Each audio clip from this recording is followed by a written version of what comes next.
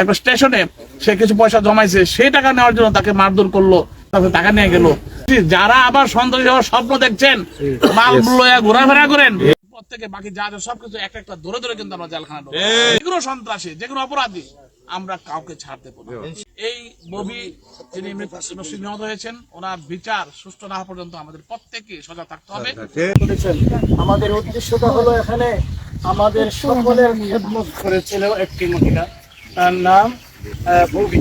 আমাদের Methikanda rail station, পুরাতন rail station, ঐতিহ্যবাহী রেল স্টেশনকে পরিষ্কার পরিচ্ছন্ন করেছেন পরিচ্ছন্ন কর্মী বুবিকে আল্লাহ তাআলা আপনি ক্ষমা করে দিন, তার খবরকে জান্নাতের বাগান বানিয়ে দিন আল্লাহ। তার পরিবর্তিতে তার এই কাজ যেন আরেকজন কর্মী আল্লাহ আপনি ব্যবস্থা করে দেন, যে আমাদের মেথিকান্দা রেল স্টেশন যেন সুন্দরভাবে বুবির মতো হচ্ছে ভালো করে যেন পরিষ্কার পরিচ্ছন্ন রাখে।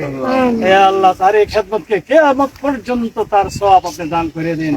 আমি আমার ফ্যামিলি থেকে শুনেছি সে অনেক খেদমত করতো, স্টেশনে গেলে সে অনেক রাস্তা দেখাইতো, বুঝাইতে পারতো না, চেষ্টা করতো মানুষকে খেদমত করার জন্য, বুঝাইয়া দেওয়ার জন্য।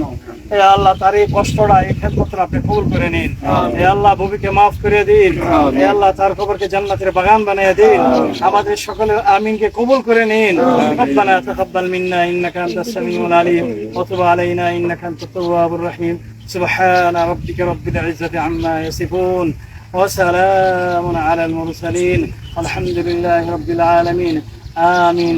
লা ইলাহা ইল্লাল্লাহ মুহাম্মাদুর রাসূলুল্লাহ।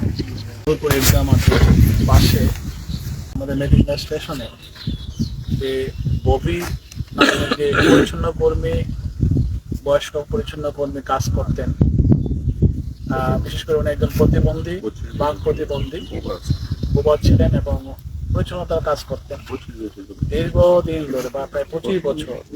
ওনার জীবনে কিছু সম্বল অবলম্বন করেছিলেন, 30-40 হাজার টাকার মতো। তো সেই টাকাগুলো নিয়ে গেছে ছিনতাইকারীরা এবং সন্ত্রাসীরা, পাশাপাশি ওনাকে মারধর করে। সহ্য করার মতো ক্ষমতা ওনার হয়নি, তারপরে ওনাকে নিয়ে আমাদের এলাকার কর্মীরা চিকিৎসার জন্য হাসপাতালে নিয়ে গিয়েছিল। তা আমরা খুব ক্লোজ কন্ট্যাক্টে ছিলাম এবং আমরা এই ব্যাপারে একটা মামলা হয়।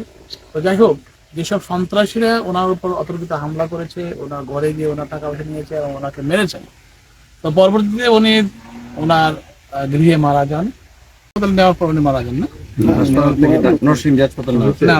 যাই হোক, ওনার উপর এইরকম আক্রমণ বা সন্ত্রাসীর আক্রমণ করবে বা ওনাকে এভাবে হেনস্থা করবে, এটা আমরা কখনো কল্পনা করিনি। তবে যারা করেছে তাদের মধ্যে থেকে অনেককে অ্যারেস্ট করা হয়েছে এবং আমি মনে করি যে আমাদের প্রশাসন, পুলিশ প্রশাসন খুবই তৎপর, আইনের কাছে ধরা আছে এবং অপরাধীরা কেউ ছাড় পাবে না, হয়তোবা একদিন আগের পরে। আজকে হয়তোবা এই অপরাধীরা ধরা পড়েছে, বিচার হবে, কিন্তু তার চেয়ে বেশি বড় বড় অপরাধ যারা করছে তাদের অপরাধের বিচার হয়তো 2 দিন পরে হবে, এক সময় না এক সময় তাদের বিচার হবে, তাদের কোনো ভুল নেই। তো আমি পুলিশ প্রশাসনকে ধন্যবাদ জানাই, তারা যেহেতু অ্যারেস্ট করতে পেরেছে এবং ভিডিও দেখে দেখে তাদেরকে বের করতে পেরেছে। আমি আরো সতর্ক করে দিয়ে যাই, যেসব মানুষ লাইনচ্যুত হয়ে তারা অন্যায়, অত্যাচার এবং সন্ত্রাসের পথ বেছে নিয়েছেন, আমি মনে করি আপনাদের পিছনে কিন্তু প্রশাসন সবসময় সজাগ আছে এবং সবসময় আমি মনে রাখি যে কোনো অপরাধের জন্য আপনাদের বিচার হবে।